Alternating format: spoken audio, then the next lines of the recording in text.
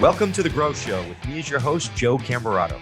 I am an entrepreneur who created my company, National Business Capital, from literally $0 out of my spare bedroom to over $2 billion in business loans secured for entrepreneurs nationwide. Since 2007, I have seen just about every type of business. I provide money and help entrepreneurs access capital to scale fast, but I also know that it's possible for you as you scale to replace yourself, to build systems, processes, and great teams of people that can live on without you so you can actually enjoy your life and your company can still grow. I will not only tell you the peaks and valleys of my story, but I will also bring on world-class entrepreneurs to tell their stories and share their lessons on their growth journeys. Welcome to The Growth Show. All right. Welcome to The Growth Show with me as your host, Joe Camerato. Got a great guest on today, Bill Faeth, who is a true testament to growing, has had 29 startups, I think 21 successful exits, if that's correct. Correct me if I'm wrong, Bill. You are correct. I guess it depends on how you define success, right? And has built a massive residential real estate portfolio and short-term rentals. And his main company right now is Build STR Wealth, or Build Short-Term Rental, Wealth, and which is, that's been an interesting market. So I want to talk about that. I think there's a lot of opportunities. I think there's a lot of challenges. So excited to talk about that today. But Bill's been an influential figure, a trailblazer, and expert in navigating the dynamic landscape of commercial and residential investing. And Bill has had three $30 million plus companies. So really excited to have you on the show today, Bill, and really want to hear, what you're up to. You've got some really cool stuff coming up, a pretty awesome conference. I think you said one of your biggest. So I want to hear about all this great stuff, but thanks for being on the show. Yeah, thanks for having me. Well, I'm up to about 6'6 3/4" and 270 pounds, just FYI. So I barely fit inside the screen. I'm glad. I'm glad you make it. You're definitely. Well, it's called The Growth Show. I guess you're truly growing. So I'm trying to slim down. It's an interesting thing, is you probably see a lot of us entrepreneurs, we get so just hardcore into our business and our scale and our growth. A lot of us just let our bodies go and we don't focus enough on health. So I've been trying to reignite that type of growth in my life and actually grow smaller as opposed to bigger in the last 3 or 4 months. Yes, just grow bigger financially, right? Exactly.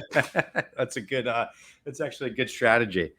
And I mean, you've got a really wild background. I mean, going back to when you were in high school, you also were a professional golfer and played with Tiger Woods, which is really cool. So I want to hear about that. You've had all these different companies. So, I guess kind of take me back to high school, your growth journey, to where you are today. I really would love to hear that story, and I'm sure my viewers would as well. Yeah. So, I mean, I was playing junior golf. I was an athlete growing up. My whole family were athletes, my grandparents, my mother. My mom was a teacher, single mother. My parents divorced when I was 5, only child, right? So I got all the love.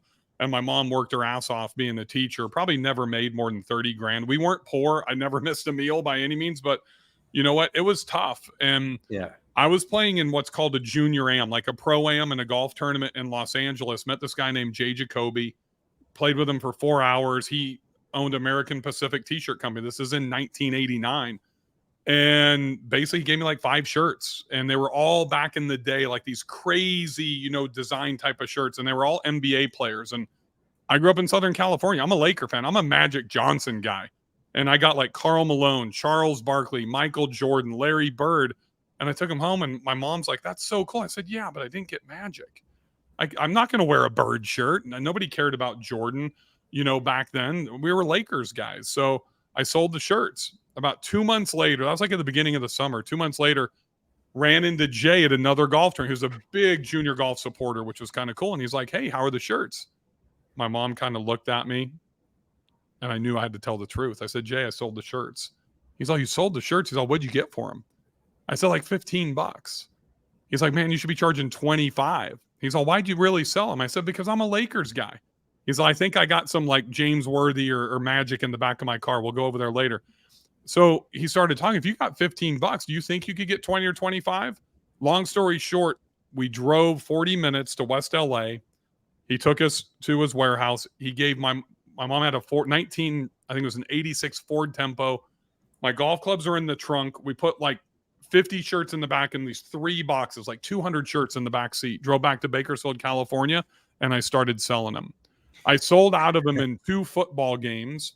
I went to West Bakersfield High School, and then we went to Bakersfield High School. And Michael Knight and Kevin Thomas, I had 2 of my friends help me. Long story short, by the end of that season, we were on about $100,000 to $130,000 run rate.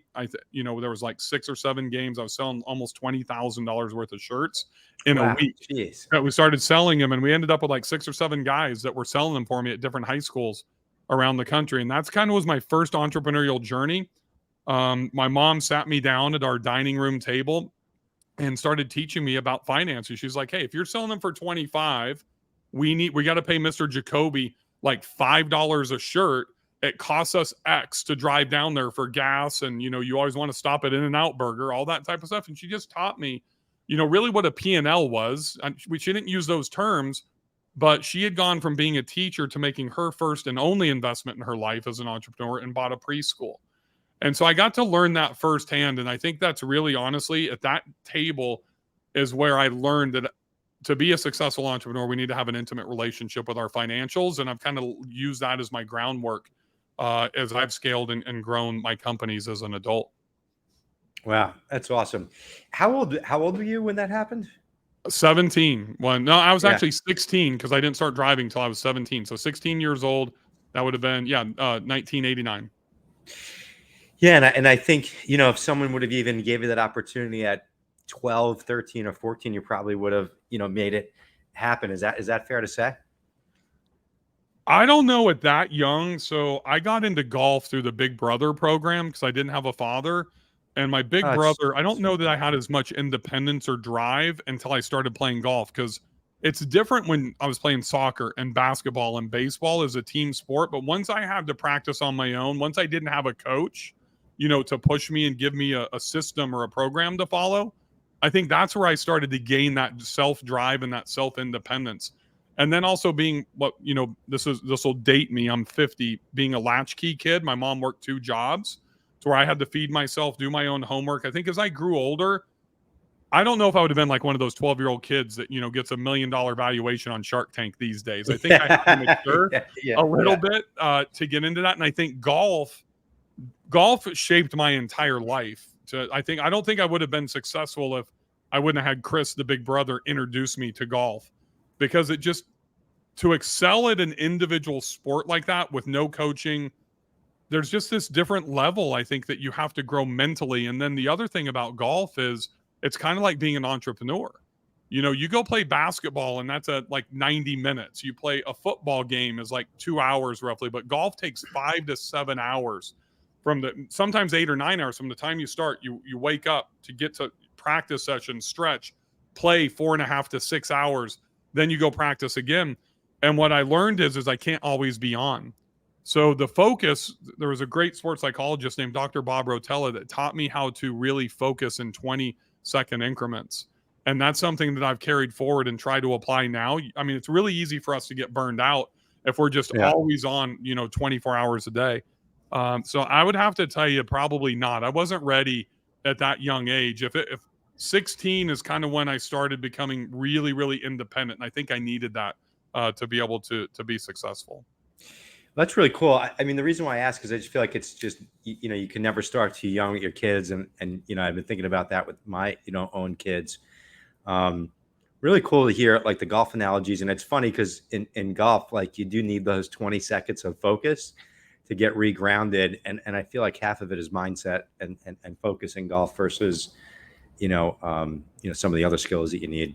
Those 20 seconds, I'll never forget, from Dr. Bob Rotella. He wrote a book called Golf is Not a Game of Perfect. We all strive to be perfection, but really in golf, there's 2 things that have stuck with me for the last, 40 years of my life. Number 1 is we're only as good as our bad shots.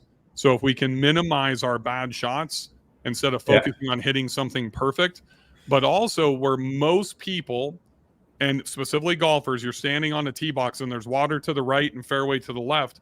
99.9% of people are focusing on the water and not hitting it there, versus the other 0.01% are focusing on the bunker, the cart path, the tree right in the middle of the fairway, and we're positively visualizing, swinging, and executing that perfect shot going to where we want it to go, as opposed to where we don't want it to go. Correct. And I mean, that's kind of like when we learn how to ride a bike, we all run into the fucking mailbox in the back of the car. Yeah, because that's what you're focusing on. It's the same thing with 100%. avoiding a car crash. You're focused on not hitting the car. You hit the car instead of focusing on where the car needs to go. And you mentioned if we could learn and teach our children that mindset early, I think that they can end up becoming more successful through high school, college, and into their professional career. And back to that dining table, Joe. I think about that every day. I have a 14 and 17-year-old daughter, freshman and senior in high school, and the financial literacy that they have, because my mom taught me to teach them. They are so far ahead of their friends in that financial literacy, the investing part. And I'm not talking like Bitcoin and stocks, about investing into themselves and how to become self-sufficient and make money when they get out of college. Yeah, it's awesome. I think more of that needs to be taught. I think it's so important. And you know, I look at my job as a parent it's to make my kids be independent, you know? So I just feel like you can't start young enough with independence. A lot of helicopter parents today, you know, they do the exact opposite of that. Right. And their kids, I think, are lost and they don't have any motivation or drive, and they're afraid to make any mistakes because their parents never let them, you know? So it's really interesting. We've been focused on a lot of this stuff in my household, and I think it makes a big difference. I love it. I think if you can equip your kids with some of those skills, and like Dana White, I saw, it was like a TikTok clip of an interview, and he said, you know what? I just hope my kids if they just have 10% of the savageness, you know, that my generation has, they're going to walk all over everybody in their own generation. It's so true. You actually don't need that much of craziness these days. It's pretty interesting, actually. Agreed. Nice. Well, it's pretty cool that you were in the Big Brother program. Actually, so was I, and it had a big, impact, in my life. Do you still speak with your big brother? Is he still around? Or I had 3. I'm still in communication with 2, and I mean that's kind of been my foundation, if you will. I mean, excuse me. I'm a big supporter. It's kind of funny when I moved to Nashville. The first guy I met here, and most of your listeners probably won't know, but his name's Marty Rowe. He's the lead singer of a band called Diamond Rio, which was the second biggest country band in the 90s behind Alabama. And he was a huge golfer, so we started playing golf all the time. And his charity for their band back then was the Big Brothers and Big Sisters programs, which was kind of cool. So I got to do a lot of stuff, and I've never been a big brother myself because I don't think I would be a very good one.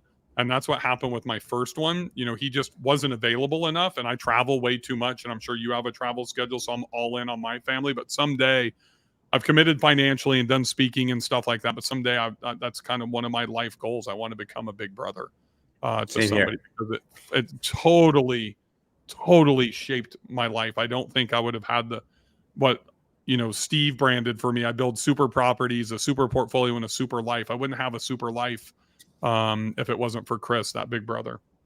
Yeah, that's awesome. Really good stuff. Nice. So, you went into a bunch of, different, companies,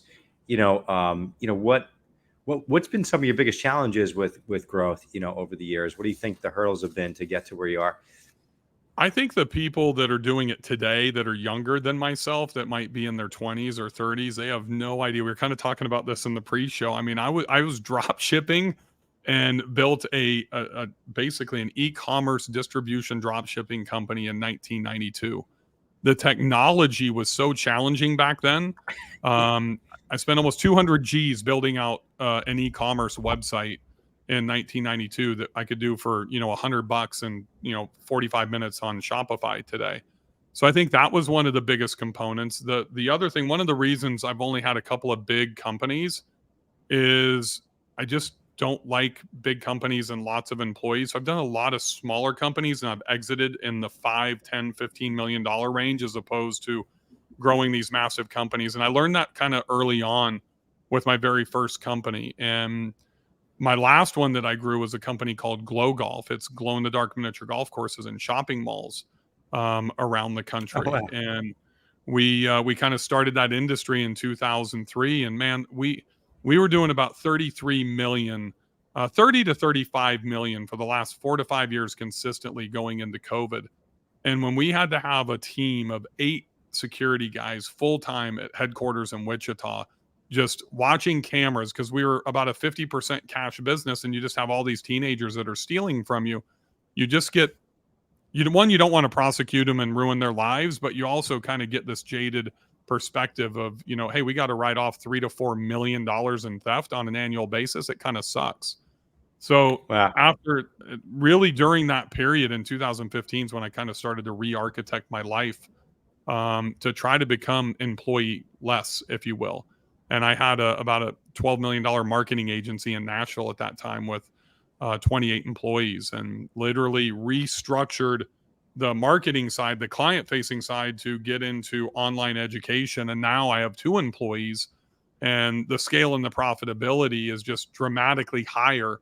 And I have a focus today, instead of chasing businesses and starting businesses and putting me and my family second, and really the business first. Now it's family first, and it's about how can I maximize profit with the least amount of time. So I've been, probably since about 2013, 14, I was searching for those types of businesses, to not be brick and mortar, not be traditional, not have offices and warehouses and a ton of employees, because that's not something that I like to do. And I'm sure you've heard the term genius zone. I try to stay in my genius zone. And one of my things is just not managing hundreds of people by any means.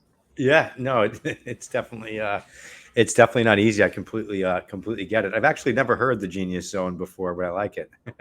So, I mean, if you think about the genius zone, and I don't know who came up with this term, I'm not going to take credit for it, but one of the things that I like about it is that you focus on what you are really good at, right? And you think about like a Venn diagram. If you take sales, marketing, operations, there's going to be this overlap in the middle, and that overlap in the middle of the Venn diagram, that's your genius zone. That's the only thing we should be doing as the CEOs if we want to scale, right? So I learned very early on that if I'm going to build a company and I want to scale quickly, if I really want to grow it, I got to be good at 2 things: sales and marketing, right? So I'm not the product development guy. I'm not the operations guy. I'm definitely not the HR guy. I'm the guy that's really focusing on the market, the go-to-market strategy, the sales strategy, the customer retention strategy, and then the rebuy strategy. And those are kind of my 4 things that I would really hone in, inside of my genius zone. And it took me years to learn that, but once I kind of nailed that, and I said, you know what, hey, Timmy can handle ops better than I can, and Chris is going to handle production, because I just get in the way when I'm doing that stuff. And then once again, I got to get from those outside circles and get right back into the middle in that genius zone. That's when I really started scaling quickly. And that's when those numbers went from company 7 to company 8 to company 9. So I was able to grow quickly, scale, exit, and then reinvest. And I kind of take that same strategy into what I'm doing with my real estate portfolio. I didn't plan this, but I'm going to show you a book, give you a shout out. I'm sure many of your people have heard of Mike Michalowicz, right? He wrote Profit First and the Pumpkin Plan. So it's interesting. He was a keynote speaker for me at my big SDR Wealth Conference last year. And we got to hang out afterwards and kind of became friends. And I'd never read the Pumpkin Plan. And really what it is, in a nutshell, is about trimming these small pumpkins around the bigger pumpkin, giving it room to breathe, get more nutrients out of the soil, give it space to be able to grow. But it all starts with buying the highest end pumpkin seeds, where the average pumpkin that's about this big, the pumpkin farmer buys the cheapest seeds and throws thousands of them out into the patch. Doesn't happen with the guy that's building super pumpkins, right? So I've wanted to build super pumpkins. So in my businesses, when I would have 3 or 4 going on, I look at the one that has the lowest EBITDA. And that's the one, if I can get a valuation, kind of my cash on equity is what I look at in real estate today. It's the same thing. I trim that off, create more time for me to focus on my genius zone to scale the companies that are going to be more scalable and more profitable. So I've always been living that for about 15 to 20 years. And I didn't know that Mike wrote a book about that exact same thing, until after he had spoken about Profit First at my conference. I read the book, and it's incredible. So that's kind of how I've gone through all of those startups, and why I don't stay in a lot of them for more than 3 to 5 years, roughly, because I want to build them to be sustainable, get myself out of the startup role and into the CEO role. So now they're acquirable, if that makes sense. Yeah, no, it makes complete sense. It's exciting, and too. And if you're not down with having a ton of people dealing with that, I mean, it makes perfect sense. You could fast forward years of earnings and then move into the next thing. I completely get it. I think when I grow up, my goal is to help to invest in companies and help others grow and That's a nice scale. way of saying, hey, Bill, when I'm as old as you. It's only another few more years. So that's cool. Are you still doing that with companies now, or really it's just mainly now the real estate investing and the education and conferences? So 4 of those companies that I exited from, instead of taking one lump dollar sum, you and I talked about one of them before the show.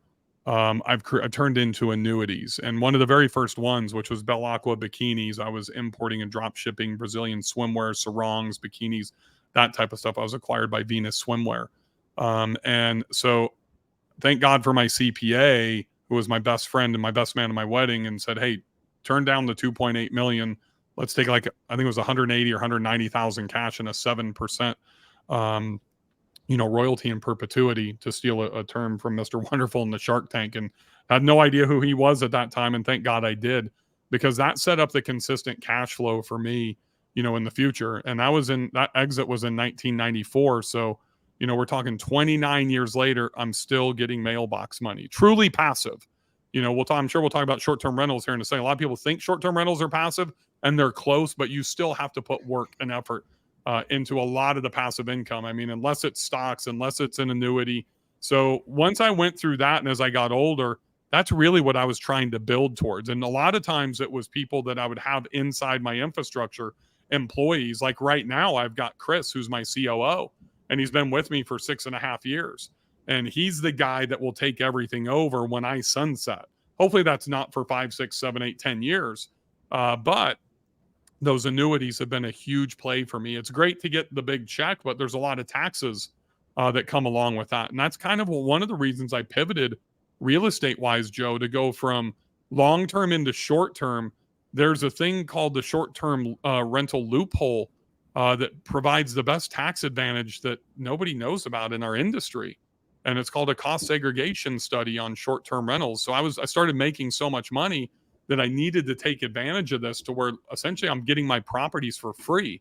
It's delayed gratification, right? So I buy a $500,000 property, I put $100,000 down, and let's say I buy it in the Smoky Mountains as an example. Well, the land value is so low there that I'm going to get probably 70% of the $500,000 purchase price in the dwelling value. So I hire an engineer that specializes in cost segregation studies, cost $2,500 to $3,000, $3,500, and they accelerate the 27.5 years of depreciation. So you look at your appliances, your flooring, all that's like 5 years, 6 years, whereas a standard CPA is taking your investment and amortizing over 27.5. So what you're seeing on average nationwide is about a 25% investment. But when you stay away from beaches, which land's very expensive in Malibu and Destin and those types of places, you can get even higher. I'm closing on a condo next week, Joe. It's $950,000. It's in a place called Coram, Montana. It's 4 miles from the entrance to West Glacier National Park. $950K. Land value's 3%. Probably going to get about a 45% cost seg return on that, which means I'm going to be right around $400,000 that will offset my rental income. Last year, I made $997,000 net income, not gross revenue, net income off of just my own short-term rentals. So if I do the same this year, I'm tracking to be a little bit higher, probably around $1,080,000. That one property that I'm putting $185,000 into, I'm going to get $400,000 in direct dollar for dollar tax benefit off the cost segregation study. So now that will vary based on the tax bracket that you fall into. If you fall into 18% versus me, I'm in the highest tax bracket, roughly around 44%. It's going to be quite a bit different in the actual benefit that you will get. But this is one of the secrets that I learned and why I migrated into the STR space. I mean, one, the cash flow is great, but also you get these mega tax benefits through cost segregation studies and accelerating the depreciation. Unfortunately, last year was the last year for 100%. This year we're at 80%. Next year it'll be at 60. It's starting to sunset. So that's going Got to it. go away if it doesn't get repealed. Got it. Got it. Got it. Now, could you still take the cost segregation, even if you don't do the short-term rental, and still offset your future rental income profits You can't on do it on long-term rental? long-term rentals. You can do it on some commercial spaces. There are some other things that you can do, but the maximum benefit is through the short-term rental loophole. And you don't even have to be like a real estate professional. People talk about that in long-term or with real estate agents. There's a whole different level of qualifications. It's called material participation that is not that challenging to do. But that you're talking about 2 to 3 times higher benefit on the cost seg with a short-term rental than you would be on a commercial piece of real estate. Wow, that's really interesting. That's pretty amazing. And then, I mean, basically, that's going to, chop your tax bill in half. I Um, it's can do more than that. So last year I acquired 5 properties, all between one was about 535,000, the others were between a million to 1.6 million. They've all cash flowed. They're all fantastic from a cash flow perspective, but I needed, roughly over $1 million in cost seg benefit to offset my taxes because I was going to owe close to $1.6 million in taxes last year. So that's part of the tax deference strategy is if I can identify one, you never want to buy a property just for tax benefit. You still are buying it as an investor for cash flow first and yeah. appreciation second. And you got to underwrite it today. Joe, there's a lot of people are saying, oh, I think the interest rates are going to come down in 24 months. So it's Yeah. okay if I break even today. Don't bank on the future. Underwrite it today and live by your decision today. But then if I can get that cost seg benefit, that's really, I mean, outside of the Augusta rule, working from home, Section 179, there's really not a whole lot of other things that we can do to accelerate it outside of expenses. So one of the things that has become really important to me as I become a super high income earner is that I really understand taxes. And I think a lot of people, as they grow and scale, they're so focused on growing and scaling companies, they don't focus enough on how do we keep our money. Yeah, exactly right. Yeah, and it's all about how much you keep, not how much you make. That's for sure. And do you like to focus in like the mountainous type of areas, or where do you, where are most of your properties? So I started in Gulf Shores, Alabama, and I was actually down there yesterday getting a property for a client. And the reason I went to Gulf Shores is another gentleman I played professional golf with in South America, actually, he lived and owned a massive resort and hotel in Destin. And I'll never forget 1999 at the Millennium, myself and some friends from California went to his resort. Then he basically tore it down and built like $2 billion worth of homes and condos on his land. So he got into short-term rentals. He got into property management. And in 2014, fall break, we're in 30A Seaside. I'm sure you've heard of that. The nicest area in the Panhandle, having pizza with him and his wife and my kids. And my wife's like, hey, I want a beach house. And William Wilson's his name. He's like 6. He called me 6-pack. How much cash do you have? I said, I'm willing to put in like 125K to buy something, maybe $700,000. Bria's like, I want to see the water, hear it, and smell it. Those are the only 3 things that she cared about. And my buddy William looks at me, and this is Seaside 30A, right? This was 2014, so a long time ago. And he says, dude, you need to go to the Redneck Riviera in Gulf Shores because you can't afford to buy here. If you have those 3 restrictions, because you're talking first tier, second tier. Yeah. We flew to Gulf Shores about a month later, saw 10 properties in the one day that we were there. We ended up buying the very first one that we saw. She could see the water, she could see the sand, she could hear it. We could sit on the back deck and she could smell it. We paid $629,000. We had a property manager manage the company. Typically, if you don't know what you're doing, the agent works for a property management company. So whoever the agent is, they end up managing it. I became super anti-property manager super quick because they're not transparent. They don't know how to price. They don't know how to market your property. They couldn't answer any questions. They just hide everything. They own the listings. And after about 90 days, I took it over. And they were on a run rate to do about $44,000 in revenue. I did 100K in the first 12 months. So I more than 2x'd it.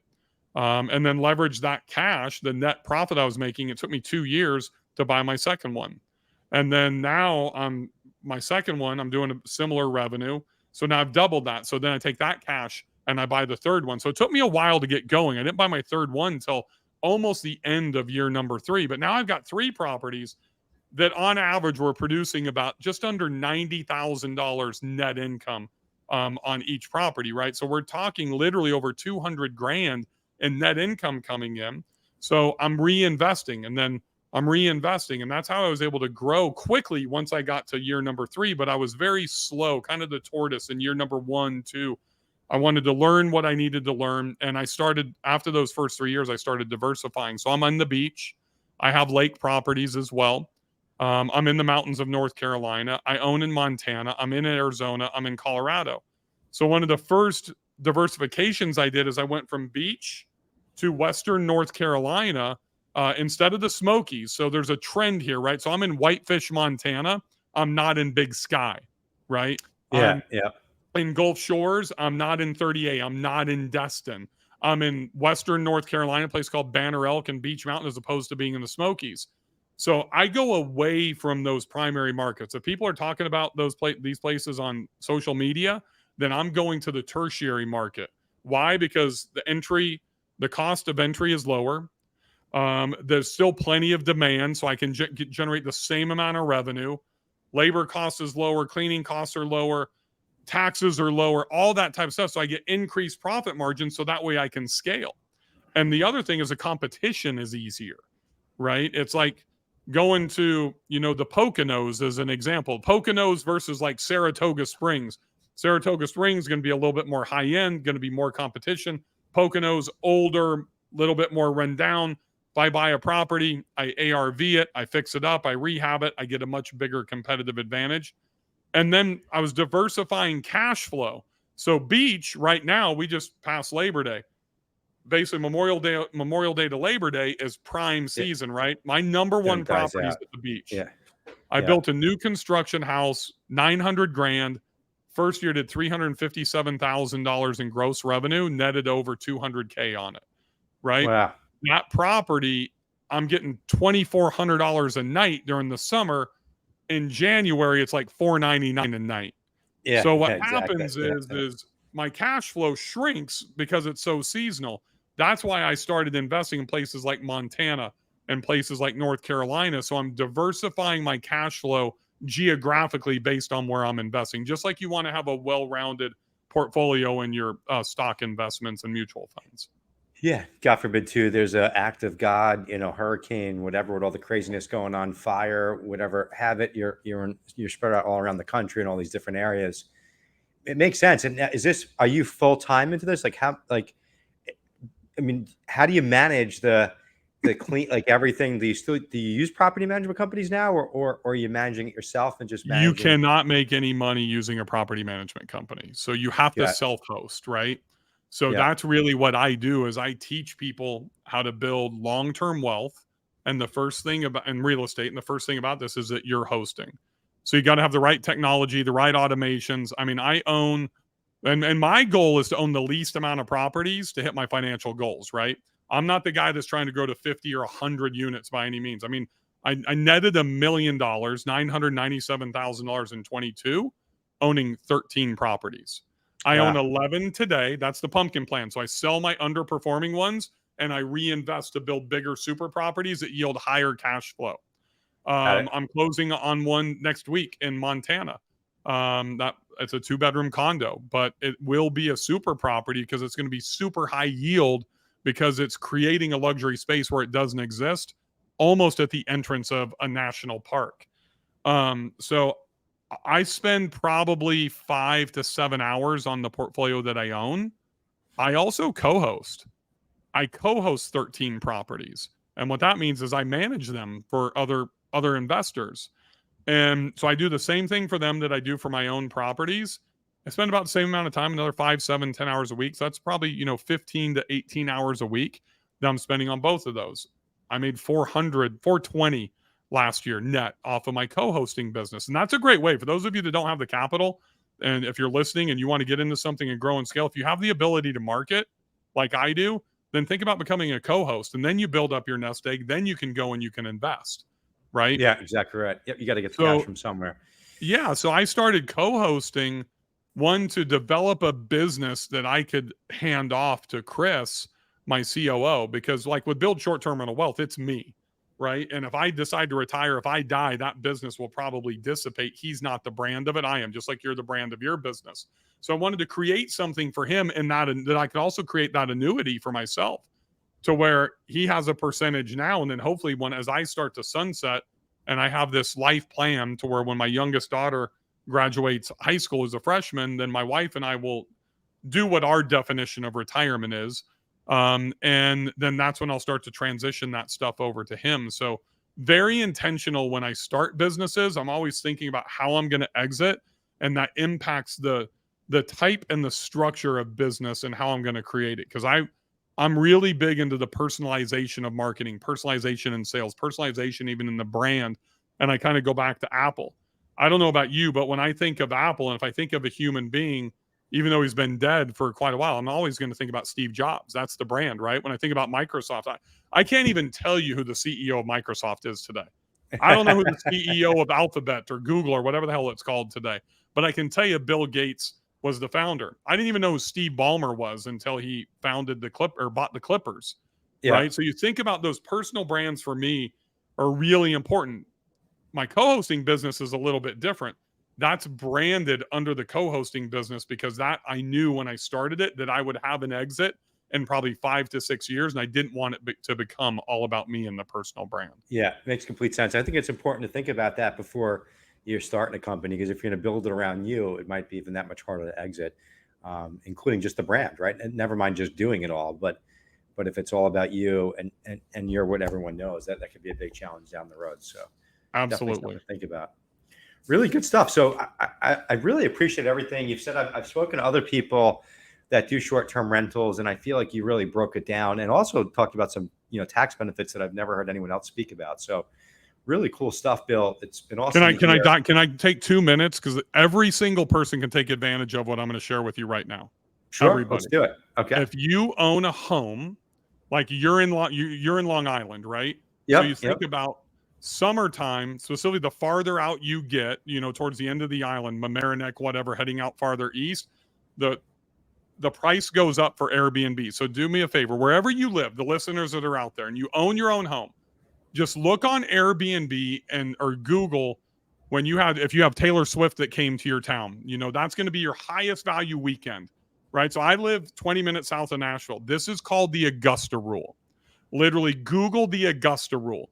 You can legally rent out your house, your primary residence, for up to 15 days at market rate. So you pick the highest 15 days and you rent that to your LLC. So I'm sure, Joe, you have multiple LLCs like I do, multiple entities. So my entity rents for myself, right? As the owner of this home, I get that cash, the revenue, tax-free, 100%. I also, as the owner of the entity, get to write that off as an expense. So it is a double win, and every single person in America that owns their primary residence can take advantage of this. It's called the Augusta rule. It's super simple. Just Google it. And I'm just saved you guys somewhere between probably $5,000 on the low end. For me, it's about $35,000 a year for my primary residence as I rent it to one of my own businesses, and dollar for dollar tax savings. That's amazing. I've heard of that rule for like rentals, like if you had a second home and you're using it, but if you rent it for under 15 days to take advantage. But I didn't realize that. That's really awesome. I really appreciate you sharing that stuff, and I'm sure the viewers will, as well. Really good stuff, Bill. How can people, learn more about this, find you, reach out to you, and, all that good stuff? Bill Faeth, that's Faeth, billfaeth.com. Buildstrwealth.com. And if you search for either of those, right, I'm all over. I'm TikTok, Instagram, Facebook, you name it. Bill Faeth 73 on Instagram. Every place else, it's bfaeth. Faeth. I got hacked, so I had to change it. Lost my name, unfortunately, on Instagram. But I'm everywhere, and I'm accessible. And, I love to help people. So if you want to get into this space, just DM me on Instagram, BillFaith73. Good stuff. And what's one growth tip? We always end with this, that you would, what's a growth tip that you would give to entrepreneurs out there? I think the most important thing, we kind of touched on it earlier, Joe, is stay inside your genius zone. Figure out what you are really good at. And that needs to be 90% of your focal point if you want to be able to grow and scale. All that other shit, let VAs do it, hire employees to do it. Focus on what you are really good at. And that's how you're going to move the needle. Well said. Good stuff. Awesome episode. Appreciate you being on the show, Bill. Thanks for the time, and keep growing.